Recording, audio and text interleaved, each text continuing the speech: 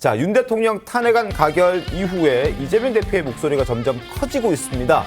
이제 여당은 사라졌다라면서 국정안정협의체를 제안하고 나섰습니다.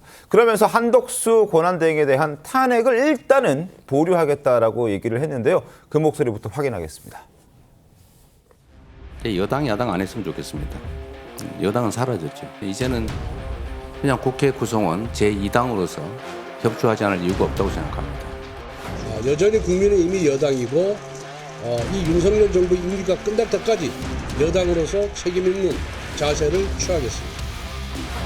총리께서 직무대행으로 확정이 됐고 국정에 약간의 혼선을 초래할 수도 있겠다는 판단 때문에 일단은 탄핵 절차는 밟지 않기로 했습니다.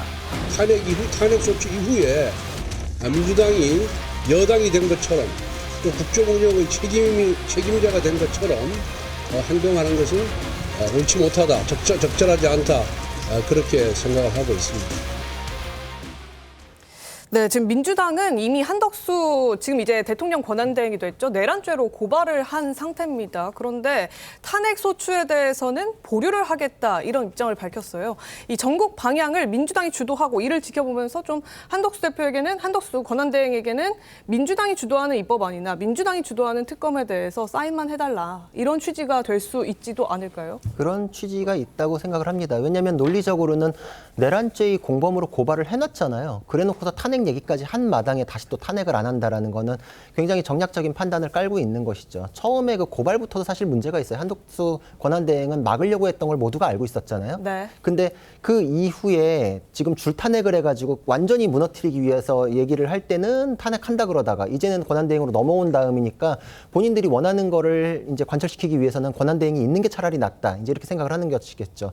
첫 번째로는 지금 헌법재판소 재판관이 6명밖에 없는데 6명이 만장일치가 될 때만 탄핵이 인용되니까 민주당으로서도 한 명만 이탈하면 이거 불리한데 어떡하지라고 해서 급하게 채워 넣을 필요가 있으니까 이제 와가지고는 이제 후보자 추천을 이제서야 하고 있거든요. 네. 그동안 한 번도 안 하다가 이제서야 하고 있는데 권한대행이 있어야지 임명에 대해서 명분이 서니까 그 이후에 다시 또 뭐 최상무 경제부총리나 이렇게 넘어간 상태에서 그거랑 또 논란이 또 벌어질 수 있어요. 그러니까 있는 게 차라리 민주당 뜻대로 끌고 가는 데 낫겠다. 이제 이런 판단인 거죠. 여태까지 국가 그 시스템을 마비시켰던 것도 민주당을 위해서 이재명 대표의 사법 리스크를 방탄하기 위해서 그리고 이제는 또 다시 조기 대선을 위해서 네. 그런 방식으로 이재명 대표의 사법 리스크를 털기 위해서 이런 식으로 지금 다 선택을 하는 것이기 때문에 한덕수 권한대행에 대한 판단도 국민을 위한 판단이라기보단 민주당을 위해서 이재명 대표를 위한 판단이다 이렇게 생각합니다. 알겠습니다. 장윤조 변호사님, 네. 지금 일단 이재명 대표는 한덕수 권한대행에 대해서 일단 주 업무는 현상 유지다라고 얘기를 했습니다. 그러니까 지금 민주당이 주도하고 있는 특검이라든지 각종 입법 활동에 대해서 거부권, 제2요구권을 행사하지 말아라라는 그런 입장이거든요. 그러니까 만약에 행사를 한다면 네. 다시 한번 탄핵을 하겠다라는 그런 경고성 멘트라고 봐도 되겠습니까?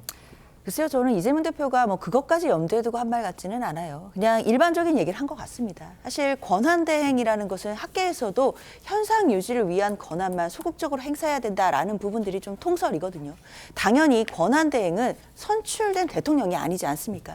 네. 지금과 같은 비상적인 상황에서 권한만 대행하는 것이기 때문에 대통령의 권한을 적극적으로 행사한다라기보다는 현상을 유지하기 위해서 소극적으로 그 권한을 행사해야 된다라는 것이 일반적인 논리일 겁니다. 네. 그렇기 때문에 이재명 대표가 같은 차원에서 얘기를 한 것으로 보이고요. 따라서 뭐 대통령에 대한 지금 특검법이나 대통령의 배우자에 대한 특검법을 거부하는 것, 이 권한이 권한대행 행사할 수 있다라고 보기에는 좀 한계가 있다라는 생각이 들고요. 알겠습니다. 그렇지만 이제 헌법재판소를 재판관을 추천하고 임명하는 것 같은 경우에는 국회가 추천한 재판관에 대해서 소극적으로 이것을 형식적으로 임명하는 것에 준하기 때문에 이 경우에는 권한대행도 충분히 임명을 할 수 있지 않을까라는 해석 가능해 보입니다.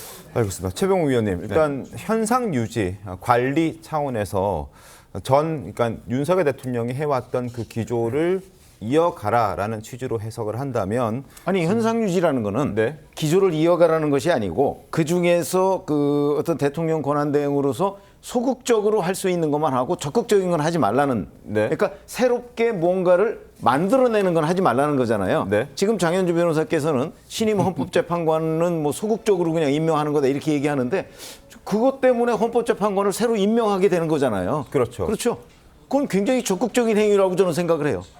그렇기 때문에 2017년에도요. 당시에 국회와 민주당이 헌법재판관을 신규로 임용하지 말라고 주장을 해서 실제 신규로 임명을 못했어요. 네.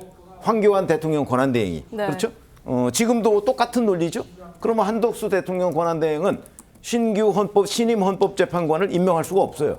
2017년 민주당의 논리대로라면. 네. 그렇기 때문에 그건 따져봐야 될 문제다.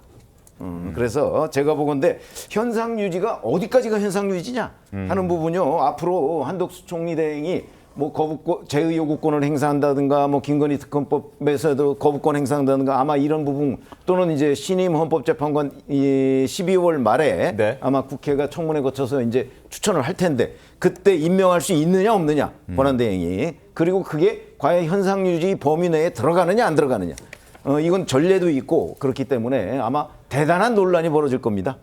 알겠습니다.